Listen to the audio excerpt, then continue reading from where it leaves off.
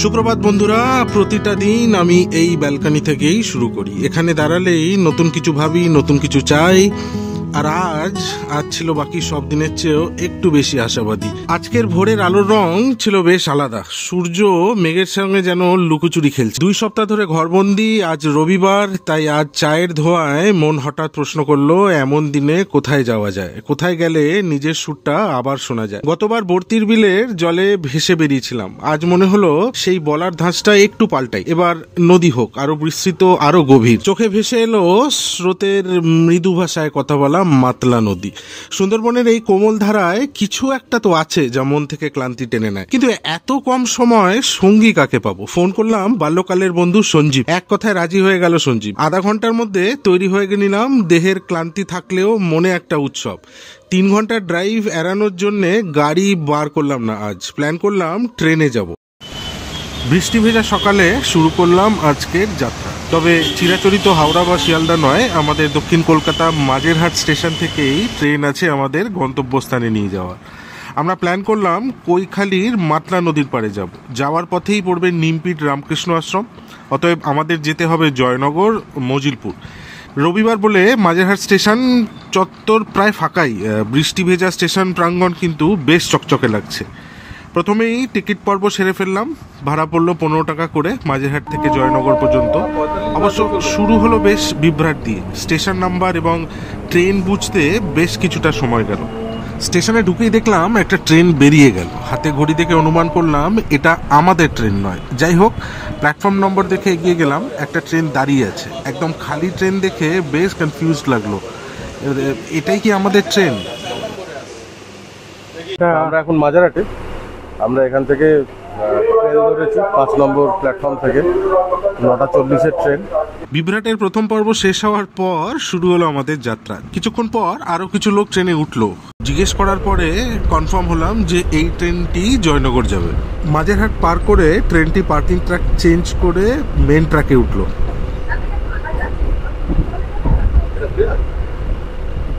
সুপ্রভাত বন্ধুরা, আজ ছুটির দিন। সকালবেলায় এই প্ল্যানটা করলাম। এটা যে অনেকদিন আগে প্ল্যান করা সেটা নয়, এবং এক বন্ধুকে ফোন করে বললাম।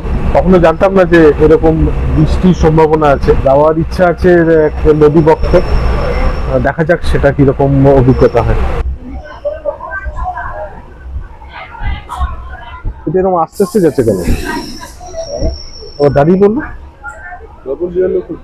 ট্রেনের জানলার পাশ থেকে বয়ে যাওয়া এই সময়গুলো একান্ত এক আবেগঘন দৃশ্যকাব্যের রূপ নেয়, যেখানে বাস্তব আর কল্পনার সীমা কেমন যেন মিলিয়ে যায়, আর প্রতিটি ফ্রেম যেন হৃদয়ের নির্জন দরজায় করা নাড়ে। আর জানলার পাশে বসে সেই ধীর জীবনের ভেতরে আমি নিজেকেই বারে বারে যেন ফিরে পাই।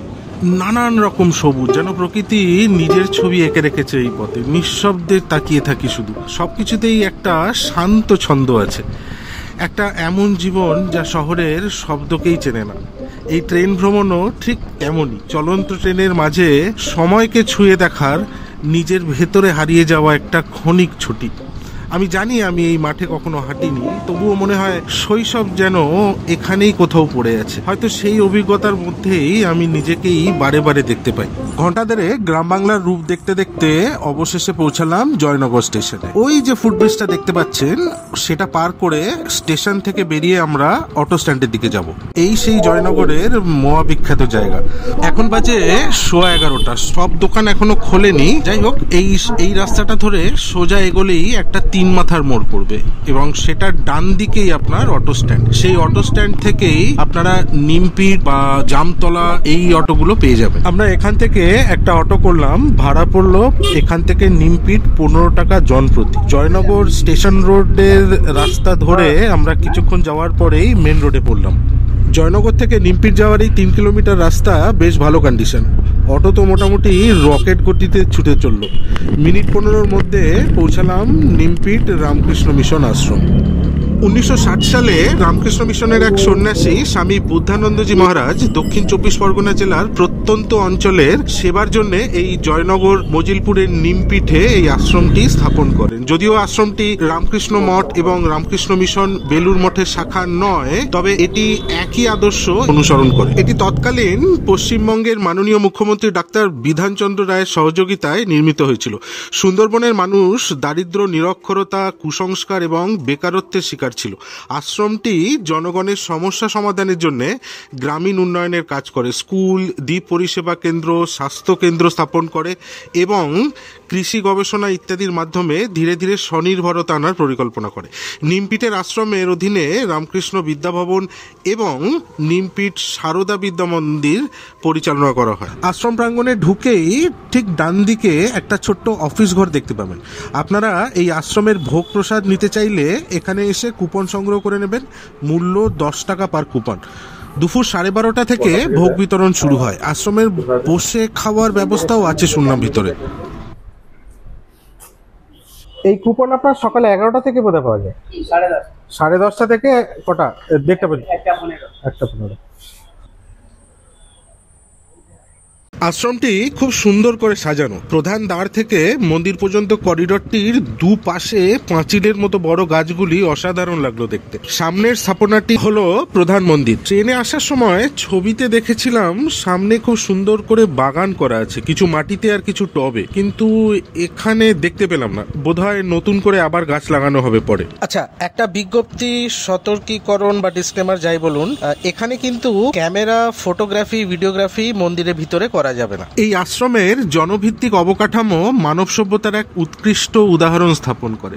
নিমপিঠ রামকৃষ্ণ আশ্রম একটি গ্রামীণ উন্নয়নকে কেন্দ্র করে এক জনসেবার প্রতিষ্ঠা করেছে, যার মধ্যে রয়েছে শিক্ষা, স্বাস্থ্যসেবা এবং কৃষি উদ্যোগ। আশ্রমটি নার্সারি থেকে উচ্চ মাধ্যমিক স্তর পর্যন্ত একাধিক শিক্ষা প্রতিষ্ঠান পরিচালনা করে, যেখানে ছাত্রাবাস সুবিধা সহ বিশাল সংখ্যক ছাত্রছাত্রী রয়েছে। এছাড়াও এটি 30 শয্যা বিশিষ্ট একটি গ্রামীণ হাসপাতালের মাধ্যমে স্বাস্থ্য সেবাও প্রদান করে এবং এর কৃষি বিজ্ঞান কেন্দ্র কৃষি গবেষণা এবং উন্নয়নের উপর দৃষ্টি নিবদ্ধ করে। আমি এই আশ্রমের একটা ডকুমেন্ট শেয়ার করেছি ডেসক্রিপশনে, আগ্রহ থাকলে সময় করে পড়তে পারেন, অনেক মূল্যবান তথ্য পাবেন।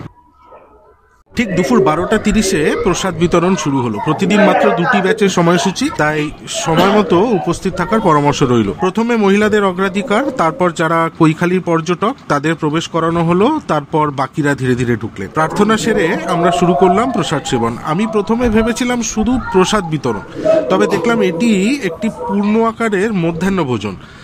আপনি প্রাণ ভরে খেয়ে তৃপ্ত হবেন। মন্দিরের ভোগ, তার সাথে ভাত, 2 ধরনের তরকারি, একটি বড় সাইজের কাঁঠাল, চাটনি, পায়েস, মিষ্টি, সব মিলিয়ে খুব সুন্দর পরিবেশন। খাওয়া দাওয়া শেষ করে একটু বিশ্রাম নিয়ে প্রায় 1:30 নাগাদ আমরা বেরোলাম রামকৃষ্ণ আশ্রম থেকে। বেরিয়ে চোখে পড়লো আশ্রমের উল্টো পাড়ের ইনস্টিটিউটগুলো। এখান থেকেই আমরা অটো নেব কৈখালীর উদ্দেশ্যে।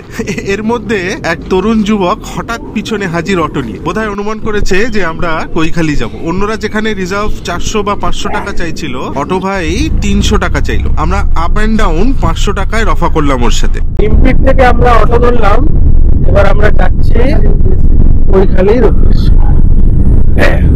এক তরুণ যুবক আমাদের মাঝপথ থেকে হাইজ্যাক করে, সেই যুবকের সাথে আলাপ করাবো পরে, তরুণ যুবক আমাদের মাঝপথ থেকে হাইজ্যাক করে, যাই হোক একটা ভালো রাস্তা বাঁচিয়েছে, নিয়ে যাবে এবং নিয়ে আসবে।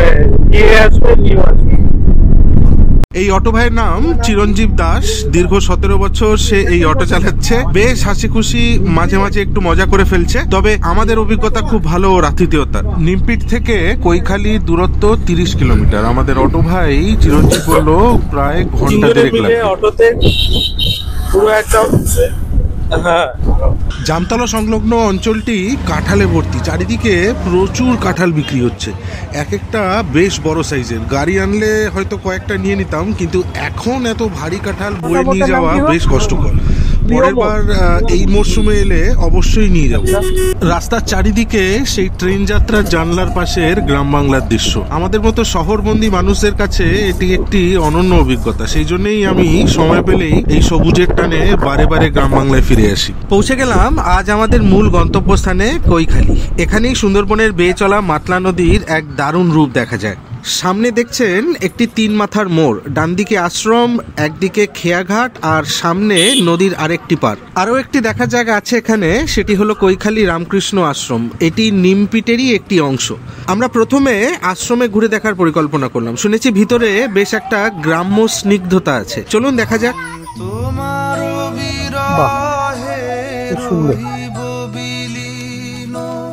তোমাতে করিব বাস, দীর্ঘ দিবস দীর্ঘ রজনী, দীর্ঘ বরষ মাস, যদি আরো কারে ভালোবাসো, যদি আরো ফিরে নাহি আসো, তবে তুমি যা চাও তাই যেন পাও, আমি যত দুঃখ পাই গো, আমারও পরাণ যা চায়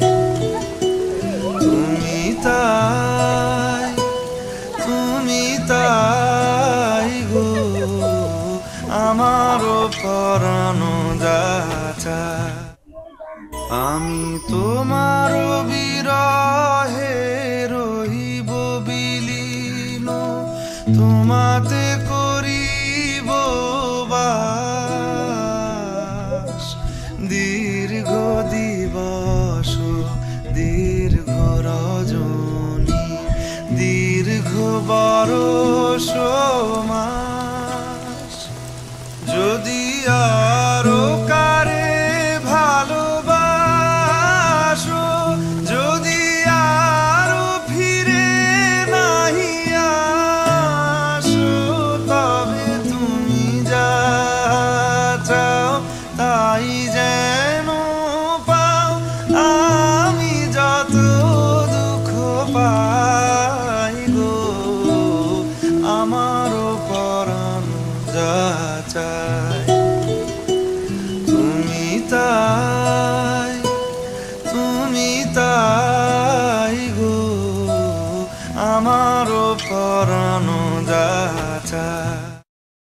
আমি তোমার বিরহে রহিব বিলীন, তোমাতে করিব বাস, দীর্ঘ দিবস দীর্ঘ রজনী, দীর্ঘ বরষ মাস, যদি আরো কারে ভালোবাসো, যদি আরো ফিরে নাহি আসো, তবে তুমি যা চাও তাই যেন পাও, আমি যত দুঃখ পাই গো, আমারও পরাণ যা চায় তুমি তাই। আশ্রমের মন জুড়ানো শান্তি উপভোগ করে এইবার আমরা মাতলার পাড়ের দিকে হাঁটতে শুরু করলাম। পশ্চিমবঙ্গের সুন্দরবনের কাছে অবস্থিত এই কৈখালী এমন একটি জায়গা যেখানে মাতলা নদী বঙ্গোপসাগরে মিলিত হয়, প্রাকৃতিক সৌন্দর্যের সাথে এক প্রশান্তির অবকাশ প্রদান করে। এটি তার নির্মল নদীর দৃশ্য, ম্যানগ্রোভ বন এবং নৌকা ভ্রমণ, পাখি দেখার সুযোগের জন্য পরিচিত। সপ্তাহান্তের ভ্রমণ এবং পিকনিকের জন্য বেশ জনপ্রিয় এই স্থান, যা শহরের জীবনের এক সতেজ বৈপরীত্য প্রদর্শন করে। যদি আরো কারে ভালোবাসো, যদি আরো ফিরে নাহি আসো, তবে তুমি যা চাও তাই যেন পাও, আমি যত দুঃখ পাই গো, আমারও পরাণ যা চায় তুমি তাই গো আমারও পরাণ যা চায় আমি তোমার বিরহে রহিব বিলীন তোমাতে করিব বাস দীর্ঘ দিবস দীর্ঘ রজনী দীর্ঘ বরষ মাস যদি আরো কারে ভালোবাসো যদি আরো ফিরে নাহি আসো তবে তুমি যা চাও তাই যেন পাও আমি যত দুঃখ পাই। মাতলার ধারে সময়টা যেন একটু ধীরেই চলে। এখানে এসে বোঝা যায় জীবন শুধু দৌড় নয়, একটু থেমে ফিরে দেখা, নতুন করে শুরু করাটাও দরকার। নদীর ধারে দেওয়া আছে চওড়া পাড়, পর্যটকেরা শান্তিতে অনেকক্ষণ সময় কাটাতে পারবেন। এখানে গড়ান, গোলপাতা, হোগলা, সুন্দরী ইত্যাদি ম্যানগ্রোভ ভরা নদীর তীর রয়েছে। এখান থেকে সুন্দরবন যাওয়ার নৌকা এবং লঞ্চও পাওয়া যায়, তবে খরচের জন্য মাঝিদের সাথে কথা বলে নেবেন। নদীর ওপাশেই ঝড়খালি, একটি ব্যাঘ্র প্রকল্পও আছে, পরের বার অবশ্যই যাব। শেষ কয়েক সপ্তাহ কেমন একটা অজানা ভারে আটকে ছিল মন। আজ এই নদীর ধারে এসে বুঝলাম যে আমি কেবল শুধুই হাঁটছিলাম। মাতলার জলে কিছু তো একটা আছে, একটা মায়া যা ধীরে ধীরে ভিজিয়ে দেয় মনের ভিতরটা। যেন প্রতিটা ঢেউ এসে বলে যাচ্ছে সব ঠিক হয়ে যাবে, শুধু একটু শুনে যা। বসে আছি, কোনো কথা নেই, কোনো শব্দ নেই, তবুও মনে হচ্ছে মাতলা চুপি চুপি এসে বলছে তুই আর একা নস, আমি আছি, জল হয়ে, বাতাস হয়ে, স্মৃতি হয়ে। মাতলার এই হাওয়া আমাকে নিয়ে যাচ্ছে সেই পিছনের দিনগুলিতে, যেখানে আমি ছিলাম শুধুই আমি। কোনো প্রতিযোগিতা নয়, কোনো প্রমাণ নয়, শুধু নিঃশ্বাস আর ভালোবাসা। আজ অনেক দিন পর নিজেকে এত হালকা লাগছে যেন মনটা শূন্য হচ্ছে না, বরং আরও ভরে উঠেছে। এই নদীর পাশে আজ আমার কোনো চাওয়া নেই, শুধু এক বুক ঢেউ আর চোখ ভিজে ওঠা শান্ত প্রশান্তি। বন্ধুরা, কখনো এসো, মাতলার পাড়ে সময় থেমে থাকে আর হৃদয় নিজেকে ছুঁয়ে দেখে। যদি কোনোদিন মনে হয় যে কিছুই ঠিকঠাক চলছে না, নদীর পাড়ে হাঁটো। মাতলা তোমাকে আঁচল পেতে বরণ করে নেবে। নদী শুধু বয়ে যায় না, সে বোঝে, সে শোনে, আরও অনেক কিছু ফেরত দেয়। কতদিন পর মনটা এত হালকা লাগছে, বুকের ভেতরে যেন এক চুমুক অক্সিজেন ঢুকে গেল। যাই হোক, আমাদের ফিরে যাওয়ার সময় এগিয়ে আসছে। ঘণ্টাখানেক আগের মন এখন অনেক চাঁদা। সেই গ্রাম বাংলার পথ ধরে ফিরে চলা। জীবনকে বুঝে ফেলার প্রয়োজন নেই, কারণ সেটা আজ পর্যন্ত কেউ পারেনি আর পারবেও না। সেটা অনেক বৈচিত্র্যময়। সকালে যেই বাজার প্রায় জনশূন্য ছিল, এখন সেটা একটা বিশাল কর্মযজ্ঞে ব্যস্ত। জয়নগর স্টেশন পৌঁছে আমরা শিয়ালদা যাব। এখন মাঝেরহাটের কোনো ট্রেন নেই। ফেরার আগে একবার নিজেকে ছুঁয়ে দেখাটা খুব দরকার, যাতে বোঝা যায় আমরা যা খুঁজি বাইরে তার কতটা নিতে পেরেছি নিজের ভিতর। সন্ধ্যের আলোতে শিয়ালদা স্টেশন চত্বর চারিদিকে আলোকিত। বিপণন থেকে মানুষের কোলাহল, এই সবের মধ্যে আমরা বাড়ির দিকে রওনা দিলাম। ভালো থাকবেন বন্ধুরা, আবার দেখা হবে এইরকম কোনো এক গল্প নিয়ে।